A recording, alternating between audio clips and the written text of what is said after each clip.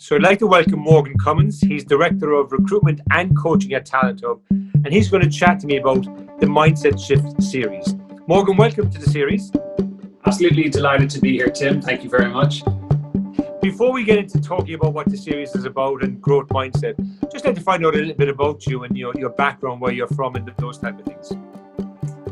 Sure, Tim. So I'm a very proud Waterford man, hailing from the beautiful town of Dungarvan.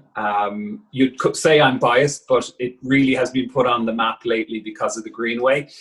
I've three other siblings, and it wasn't very surprising in our family anyway that two of us, my sister and I, took the path of marketing in our professional careers, Tim. We spoke about it a lot around the kitchen table. My dad also worked in marketing, and I got my first big break myself out of college when I took on, which I didn't know at the time, was an internship with Saatchi & Saatchi in London for 3 months. And tell me, just before we get on to your professional career, just talk to me about growing up in Dungarvan. Was sport relevant to you? Absolutely. So the joke was my granny lived in the heart of the town, and we lived about 3 miles outside the town.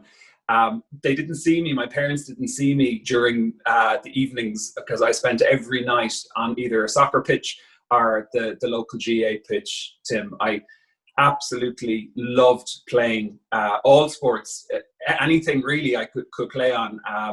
But I settled a lot then on soccer. So I played in a very successful team in Dungarvan United, right up to the youth under 18 level, where we had a brilliant achievement in actually winning our league from under 11 all the way up to under 18, Tim.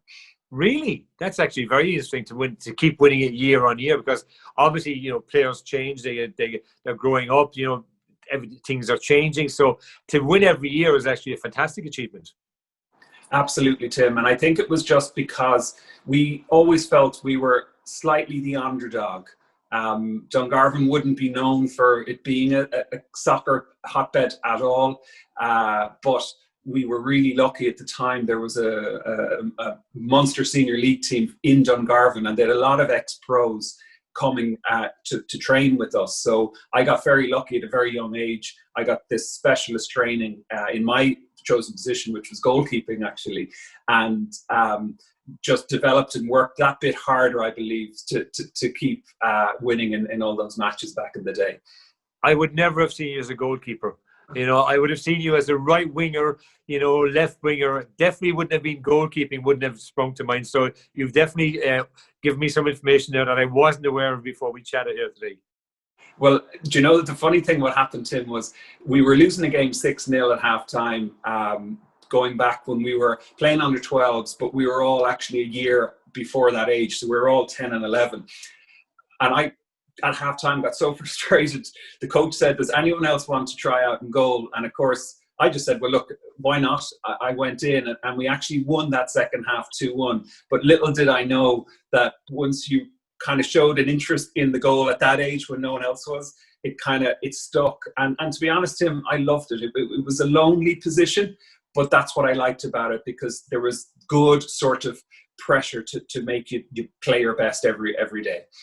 It has actually a great comparison with business, because it is a position that your mistakes are magnified. Where if a forward misses a goal, well, or if midfielder hits a bad pass, or defender puts a poor pass or a poor tackle, the team can get away with them most of the time. The goalkeeper makes a mistake, the penalty is very severe, obviously, and that it normally results in a goal. And like business, you are on your own a lot of the time. So would you think that was sort of part of your formatting of yourself as a professional, the fact that you were comfortable being in the spotlight as the goalkeeper, but also being on your own?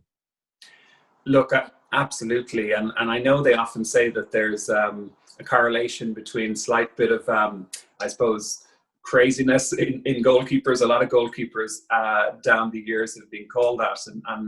And sometimes that's been said about some great CEOs as well, that they need to be kind of mavericks, I would say, and do different things. It certainly helped my mindset, absolutely no doubt.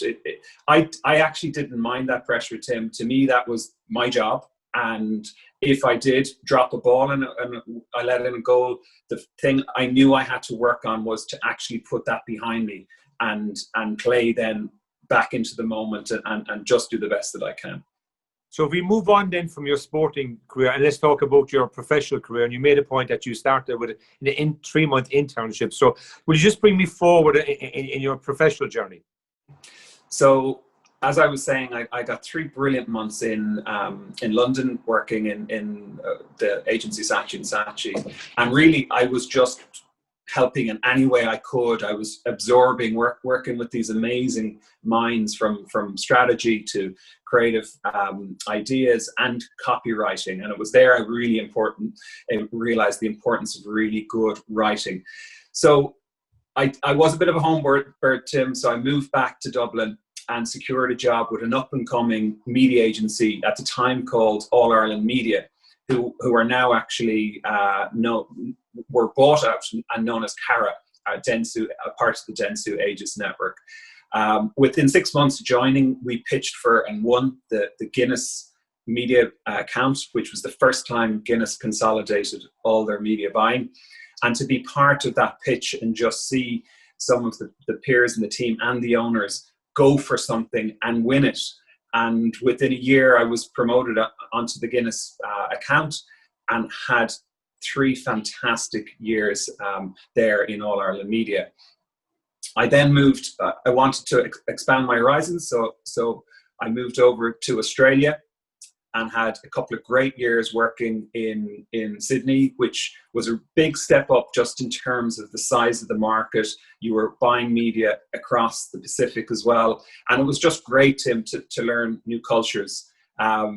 It was no surprise that led me to an 8-year stint then in the Middle East, in Dubai.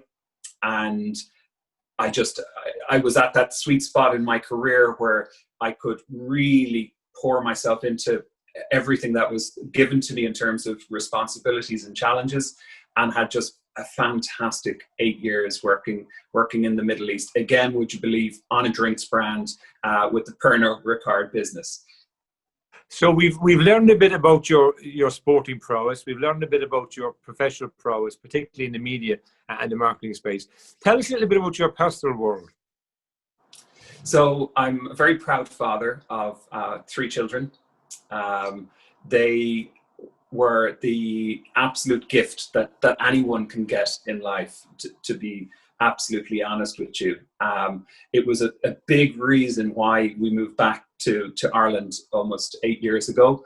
Our 3rd son was on the way, and it was about the time when my daughter Isabel was about to head into primary school.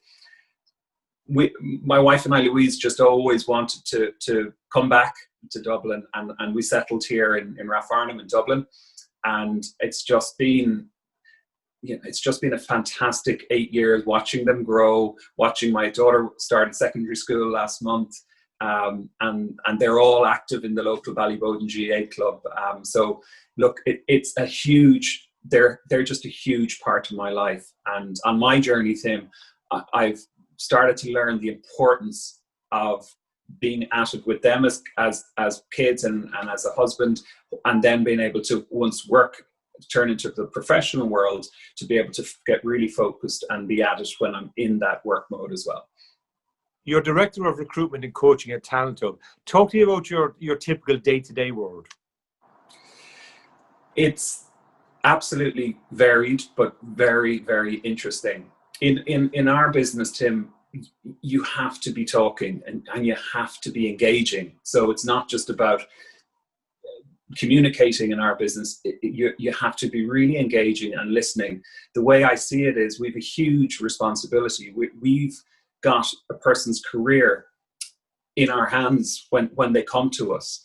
I like to think what makes TalentHub really unique is we've always put the candidate's needs at the absolute center of what they want to do next, Tim. So yeah, a day can be 4 Zoom calls back to back. It can be lots of workshops with our clients to figure out what they want to do next. But ultimately, it's a day of helping people, and that's why I love it so much. How have you transitioned to the remote video conferencing world, like Zoom and Microsoft Teams and other video conferencing options? Look, I think for everyone, Tim, this was a big shift. It was a big change that we had to embrace back last March. And if I look back now, I would say we made some mistakes, but that's the whole idea, that you have to learn from your mistakes. And we probably over-relied on the video technology from a point of view of our own teams. And sometimes you forget the power of a simple phone call. So from that perspective, I've learned a bit more in terms of balance between, sometimes people just don't want to be on a video call. But then on the other side, in terms of screening candidates, it's been really helpful, because you've got no other distractions. You've got someone on that screen in front of you, and you can really get under the skin of what they want to do next in their career. So talk to me about the I suppose the reasoning behind the mindset shift. What's TalentHub's ambition with this series?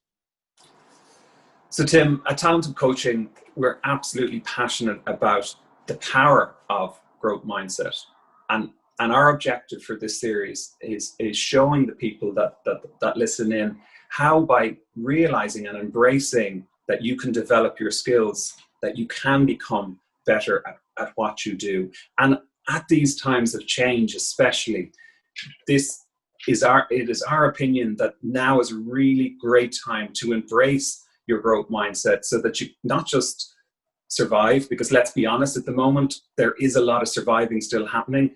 But I believe if you embrace it and go on the journey with your inner growth mindset, you can actually thrive. And you can look, if we look 6 to 9 months later and you spot when you started this journey, you will see a major impact in how that's helped you at this time. So you mentioned the words growth mindset. Just tell me, for you, what is growth mindset? I know, Tim, and I know there's been a lot of talk about growth mindset, especially now, and growth mindset has been around for years. It's just really come to the fore now. For me, it is actually quite simply realizing that you can develop your skills and abilities. And I'd like to give a very simple example for our listeners, which is, if you think about the number one thing humans are most fearing of, which is public speaking, right? And I myself had a massive fear 10 years ago about public speaking, but I went and did something by going to a Toastmaster club for 5 years continuously to work on and develop that skill. So for me, then, it's realizing that you can develop your skills, but understanding that it's going to take hard work. And there's no substitute for hard work. As you well know, success doesn't happen overnight. But once you get comfortable that you're on the right journey, then you know that you're on that right path. There's a few other things, Tim, as well, that I think are really important and really difficult, which are embracing that feedback that people give you, especially your peers, especially your partners, embracing it and seeing that as an actual gift. Because if you can embrace that, and if you can see the failures that we all make as humans and see it as a challenge, well, then you're really, really going to grow. And finally, I know from my own experience that the best time to change your game is when you're actually at the top of your game. You mentioned the point, failures, but my philosophy is also you need to embrace your successes. You need to, make sure that you learn from your successes, because many of us just focus on learning from our failures. My philosophy has always been with clients is to learn from our successes with the same lens as we learn from our failures. Where does that sit in your growth mindset, the learning from success aspect of it? So in the beginning of COVID, I know I made some mistakes, and I would have been of the mindset that I had this growth mindset. And what that what that taught me was that you have to keep working on your growth mindset, because what I did, Tim, initially was actually start working 12 and 14-hour days. And I was just plowing through my work. And as you said earlier, I wasn't celebrating the little wins.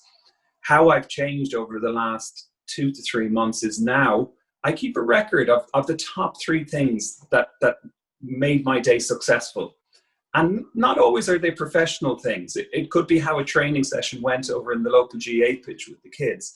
But then on my Monday morning, before I start my new week, I plot out all of those 2 or 3 things that happen every day of that week. And all of a sudden, I have a massive breadcrumb trail of successes. And like you said, if we don't stop to celebrate the small wins, well, that could actually lead into places like burnout.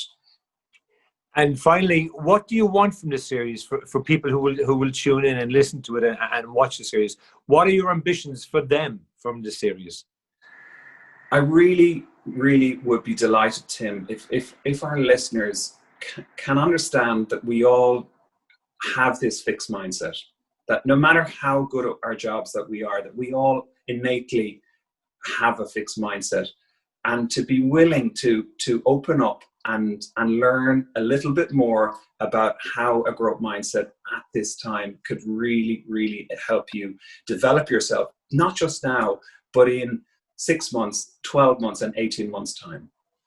And I'm going to add one more question, and without naming the guests, there's a fantastic lineup of guests to appear. Oh, look, we really have some great guests coming. We've thought leaders on neuroscience from Germany. We've another German colleague from the Bear Group joining us. I mean, it's just this whole journey has. I mean, what a better topic to be recording on, Tim. I'm sure you've learned a lot as well during the recording of this series. I definitely have learned a lot during the series. I've learned a lot from this session. Thank you very much, Morgan, and we'll chat soon. Thank you, Tim. Have a great day. Thank you for watching The Mindset Shift. For more episodes, check out www.talenthub.ie/The Mindset Shift.